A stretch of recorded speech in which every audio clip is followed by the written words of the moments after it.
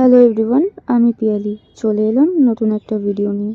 এই কার্তিক ঠাকুরগুলো এই বছরের মতন শেষ কার্তিক ঠাকুর, তাই রোদ্দুর থাকতে থাকতেই আমি খড়ি গায়ের রং সব কমপ্লিট করে নিলাম। বাবা বসে গেল চোখ আঁকতে।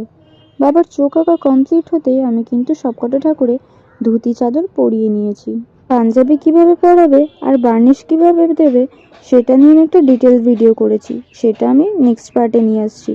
তো আমার ভিডিওগুলো তোমাদের যদি একটু ইনফরমেটিভ লাগে তাহলে চ্যানেলটাকে সাবস্ক্রাইব করে দিও, ভিডিওটাকে শেয়ার করে দিও। আমার শরীরটা একটু অসুস্থ, তাই হয়তো গলার আওয়াজটা এরকম লাগছে।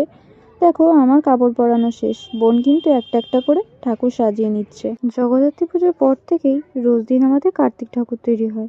যেমন ধরুন, আজকে যদি কোনো ঠাকুর তৈরি হয় সেটা কিন্তু দুদিন পর বেরিয়ে যাবে। এইভাবেই এতদিন আমাদের প্রায় 100টার কাছাকাছি কার্তিক ঠাকুর তৈরি হয়েছে। যদিও সব ঠাকুর ভিডিও করে দেখানো সম্ভব হয়নি, বুঝতেই পারছেন কাজের চাপ ছিল। আজকের মতো টাটা, দেখা হচ্ছে পরের ভিডিওতে।